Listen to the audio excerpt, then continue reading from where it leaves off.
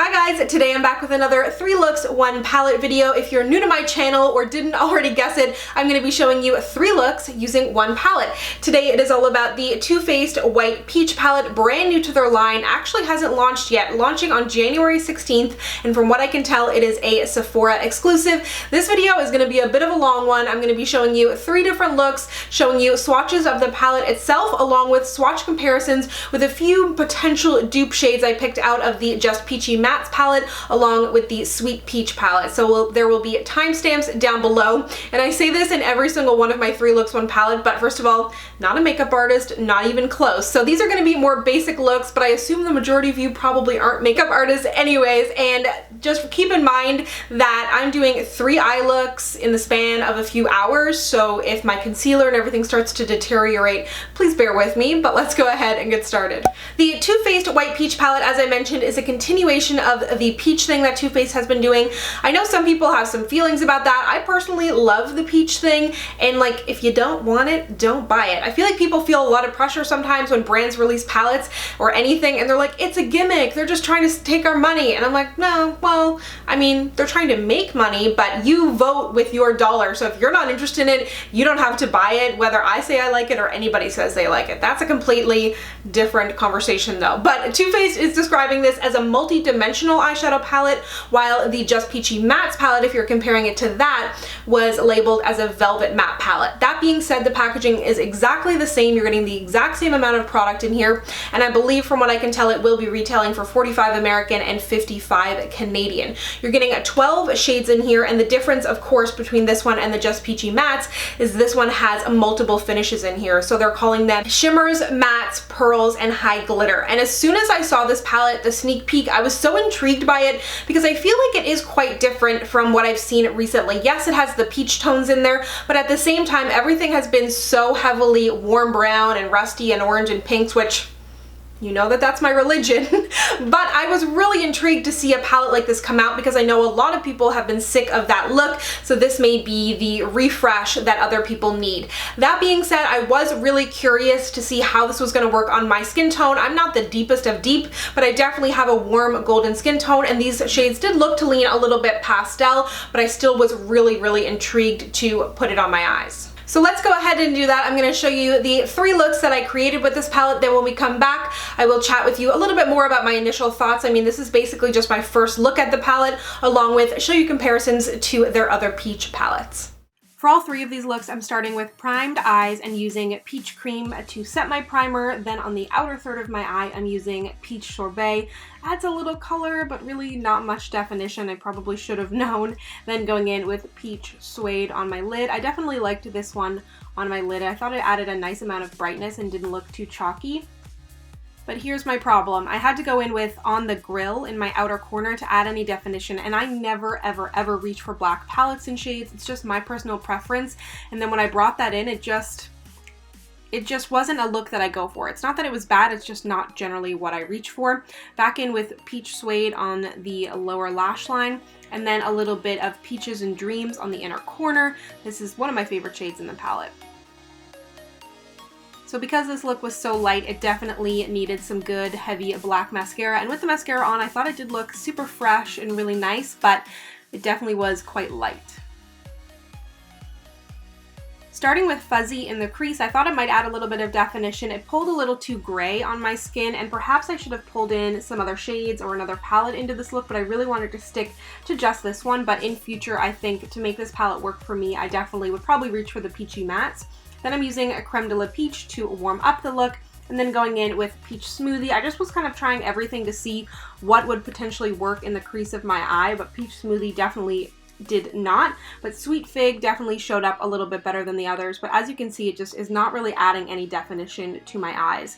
On the lid, I'm going in with Glistening Peach using my finger, and I added a little bit of extra eyeshadow primer. I thought this was a really beautiful glowy shade.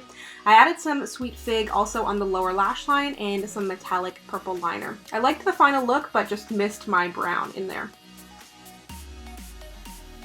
Embracing the black in the palette, using a really small amount on the outer corners. Then I'll be going in with a denser brush, and you'll see it packs quite a punch, but I don't think it's a pigmentation issue with the shades. It's really hard for me to tell because I only have my skin as a canvas, but It's just that my skin tone I don't think is made for this palette. I'm definitely more of a just peachy mattes kind of girl.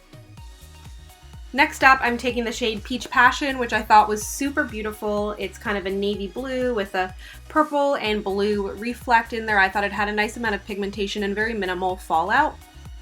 Then packing it on a little bit further with my finger. And then again, going in with that Sweet Fig shade. This turned out a little bit nicer than I was expecting. It's very different than what I'm used to. And then Peach Ice on the inner corner. A little bit of fallout in that one, but nothing crazy. I swept it away and it was fine. So I really did like how this came out. It definitely is a totally different than anything that I'm used to, but I was happy with the end result. So as you can see from my looks, I definitely think that this palette lends itself better to a more fair skin tone.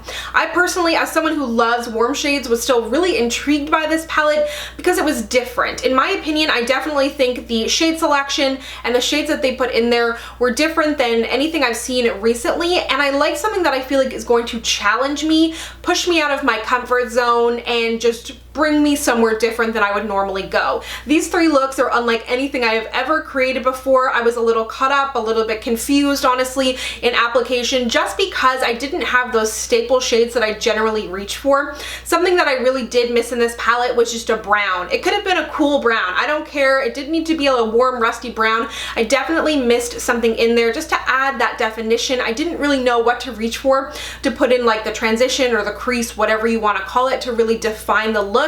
But that is a part of it being, I think, better suited to more fair skin tones. I definitely did have some trouble making this work for me personally, not because of the formula, just the shades themselves. They definitely lacked the depth that I need for my skin tone. Not even a personal preference shade thing, but just a color thing. They definitely lean on the more cool toned, a little bit more, I don't want to say ashy, but definitely on my skin tone, they can pull that way a little bit. So if you have my skin tone, my personal preferences, just peachy mattes is probably the way to go. That being said, I don't think this makes it bad by any means. I'm actually really, really curious to see the looks that other people come up with this palette who have a more fair skin tone, because I think it could be really, really beautiful. And like I said, I do really feel like it is quite unique. But if you are more like me and you're wondering this or just peachy mattes is probably going to be better suited to you, but they could also potentially act in a complementary sense. I really would have loved to bring in a few of those matte warm shades to kind of define these looks and warm them up a little bit more to my personal preference. But overall, as for the shadow formula, I had a really good experience with the shadow formula themselves. It seemed very similar to the Just Peachy mattes, a little bit powdery but easily blendable, not a ton of fallout in those two kind of high glitter shades, I guess you would call it. There was a little bit more, I guess there's 3 high glitters in there. They definitely did lend themselves better to something used on a wet brush with a finger. I added a little bit of extra eyeshadow primer when using those, but I had no real major issue with fallout of any of the shades, and I've never had an issue with wear time on Too Faced eyeshadows either. I always use an eyeshadow primer no matter what. So let's quickly talk about shade comparisons between this palette and the other peach palettes.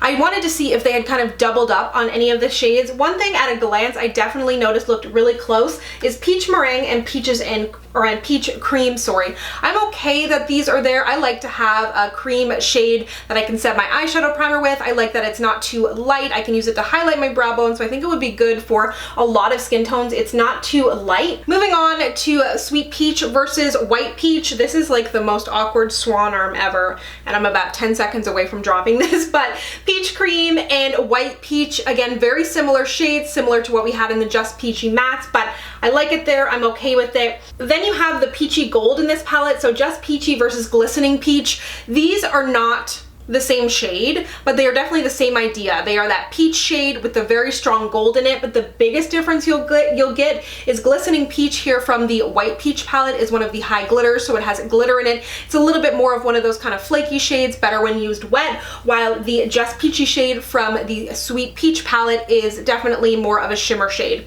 It is so hard to switch between saying Just Peachy, Sweet Peach, and White Peach. Might I just add that? Moving on to the gold shades in this palette, Peaches and Dreams, which I really, really like, is similar to Peaches and Cream from the Sweet Peach palette, although Peaches and Dreams definitely has a more warm orangey peach thing going on, while Peaches and Cream has more of a champagne thing. So not the same by any means, but they are similar, so it depends how picky you are. I also forgot to mention, I find that this palette doesn't have as strong of a scent as the other two palettes. I might just be a little bit overwhelmed by the amount of peach things that are surrounding me, but it has a scent, but I think where it's the Sweet Fig Cream that's in here as well, it's definitely not as strong as the Sweet Peach palette, and it's more similar to the Just Peachy, but still a little bit more mild.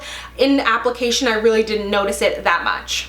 I really wish that there was just a little bit more depth in there for me so that I could get the depth and the kind of way I had pictured the looks coming out in my mind, because I didn't really get there as much as I wanted to. I did, however, really enjoy playing around and trying new things. This, for me personally, is the kind of palette where I'm going to need to bring in other shades to make these shades work. But that being said, there are a lot of shades in here that I don't have in my collection. It's definitely really unique, and this look that I have going on here now is totally different than anything that I have ever worn. So those are my first impressions and thoughts on the palette so far. Of course, it's going to be up to you to determine if you want to buy this or not, but I just know that everybody is quite hypersensitive right now to any new launch that comes out, and it can be really easy to get caught up in the negativity. I noticed on my personal Instagram post, on Trend Mood's post, she reposted my swatches of this, and everybody is very quick to jump on something before they've tried it themselves that may just not be suited to you, because that's the whole point of makeup, is there's something for everybody and everything can be enjoyed by somebody. So just keep that in mind. I find that the hype around these kind of things, especially on YouTube, everybody's looking to expose, have a dramatic thumbnail, and just get really, really hyped up and mad about an eyeshadow palette. It's a bit much. It's eyeshadow, people. It's just fun. So thank you so much for watching. If you'd like to connect with me, you can find me on Instagram, Twitter, and Snapchat at SamanthaJaneYT, and I'll see you guys next time. Bye!